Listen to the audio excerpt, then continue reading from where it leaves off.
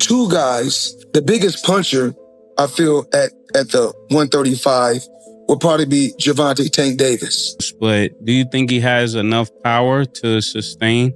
Well, it's really all about skills.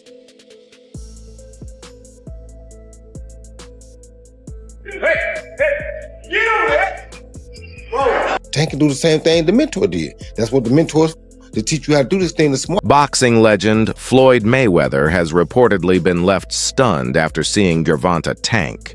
Davis's dramatically bulked up physique ahead of his highly anticipated showdown with Jake Paul.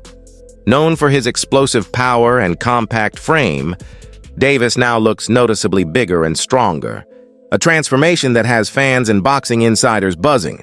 Mayweather, who mentored Tank for years, didn't hold back his surprise at the fighter's new look, hinting that the added muscle could either be a game-changing advantage or a risky move that affects his speed and stamina. See who it is. Hey, who is the dude? Who is the dude? And that right there is why Gervonta Davis is stepping into the ring against Jake Paul for an exhibition fight on November 14th in Miami. What's caught many off guard is the significant weight difference, both in reality and perception. Davis is known for fighting in the lighter weight divisions, while Paul typically weighs much more, around 190 to 195 lbs for this bout, giving him a considerable height and reach advantage. For something like this, obviously smaller guy. How was this in the training aspect, Jake?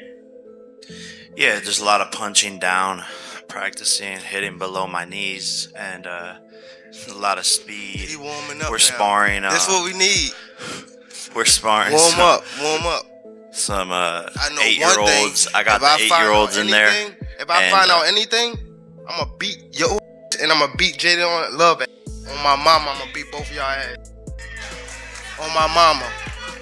And he laughing. He laughing. What are you talking about?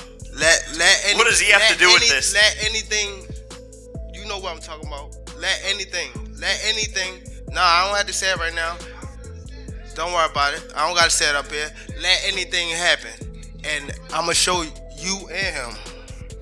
Despite the flashy promotion and entertainment-driven build-up, insiders insist that Gervonta Davis is taking this fight very seriously. Observers who've seen his training camp describe him as focused, sharp, and intense. Analysts have noted his calm but alert body language during press events. For Davis, this fight isn't just about money.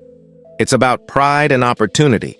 A victory over Jake Paul could bring him massive mainstream attention and solidify his crossover appeal. Some even argue that Davis views this matchup as a strategic move to expand his audience beyond hardcore boxing fans. While critics dismiss the event as a circus, Tank seems intent on proving he can balance commercial success with real competition. His preparation reflects a fighter who wants to control the narrative, not be consumed by it. Can tell you can just look at him and tell, like, no, this dude he's gonna get this money for sure, because there's so much money out there to be had. But Jake Paul better be not playing around, man. Not get cute, not play any games. Don't hit him in the back of the head. Don't rabbit punch him. Don't do any of that stuff, man, because Mike Tyson, first of all, a lot of people think Mike Tyson was pulling punches on Jake Paul, and a lot of people think that Anderson Silva was pulling punches on him too.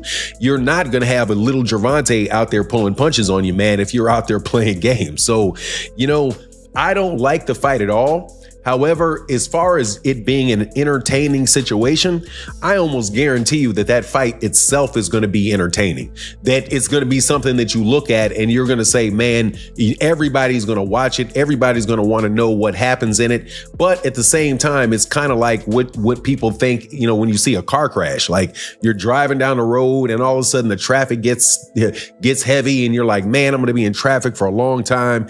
And then you drive forward a little bit and then you see, oh man, this is some accident on the other side of the road and everybody just slowing down to watch. That's the type of entertainment that you can expect from this fight between Gervonta Davis and Jake Paul. There's going to be a lot of people watching it, but I got to say, man, you really can't blame the guy on what he's doing.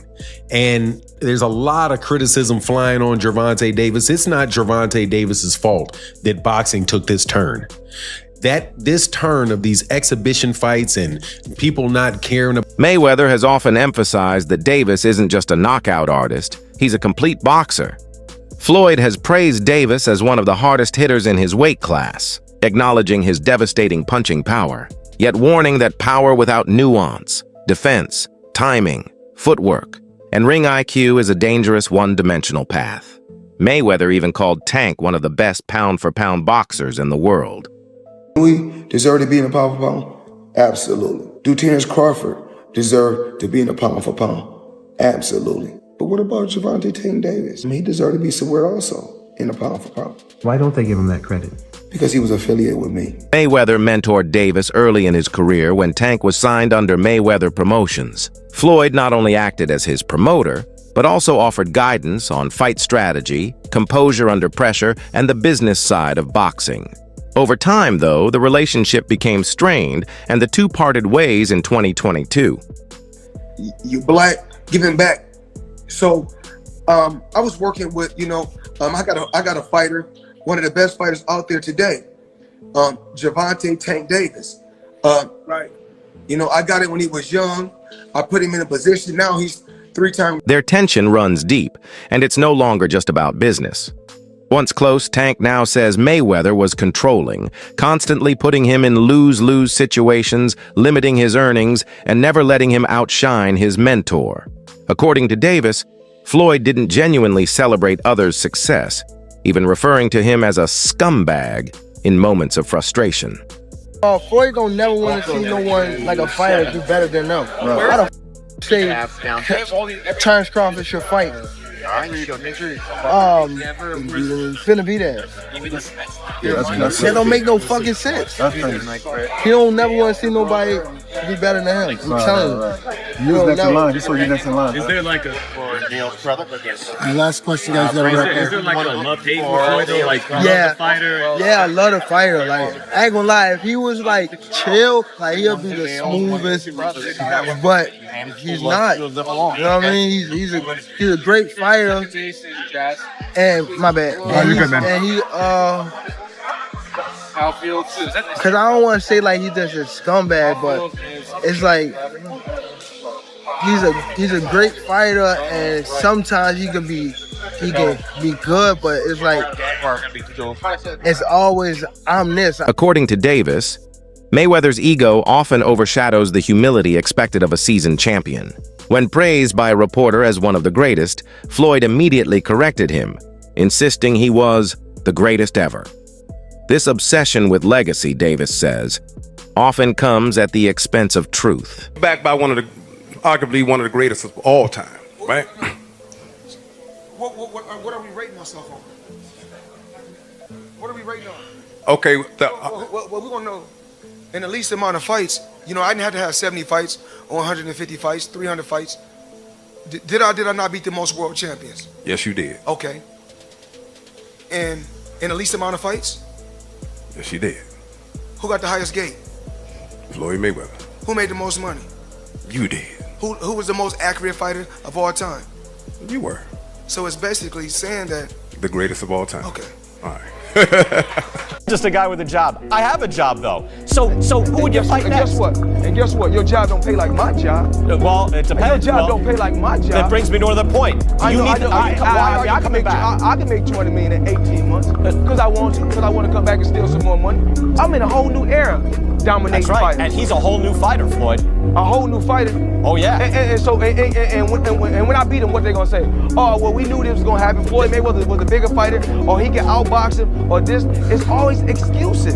Boxing great Bernard Hopkins didn't mince words when discussing Mayweather Promotions' impact on Gervonta Davis. In his view, Davis wasn't held back by lack of talent, but by the overpowering influence Floyd exerted. Hopkins framed Mayweather's control as more of a limitation than guidance, urging Tank to find his own path. It was a powerful statement from a respected veteran, highlighting the danger of being managed by someone whose ego outweighs your growth. Tank on saying, hey, This is my career. You had yours. I respect you from buying me a chain, buying me this, buying me that, take me on a jet. All that's great. But at the end of the day, I'm only going by his interview. You seen it and I seen it. Thank you, Floyd Mayweather, for all the things you gave me. If the intentions was you just looking out for me. But I got an opportunity to fight this big fight. And this soap opera between you and Oscar for all these years, I'm not going to let it affect me. That's my interpretation. And Tank wants to do the fight, but he had to break away from the chains of somebody he still respects and respected then. And he said, man, I got to do what I got to do. Roy Jones Jr. isn't surprised by Gervonta, Davis's decision to fight Jake Paul. In fact, he views it as a strategic move, much like Mayweather's own approach to business. Jones acknowledges that Davis is taking a calculated risk, stepping into a fight that offers massive financial rewards and widespread attention. While Jones doesn't necessarily endorse the bout, he understands the motivation behind it, recognizing the blend of business acumen and personal ambition driving Davis's choice.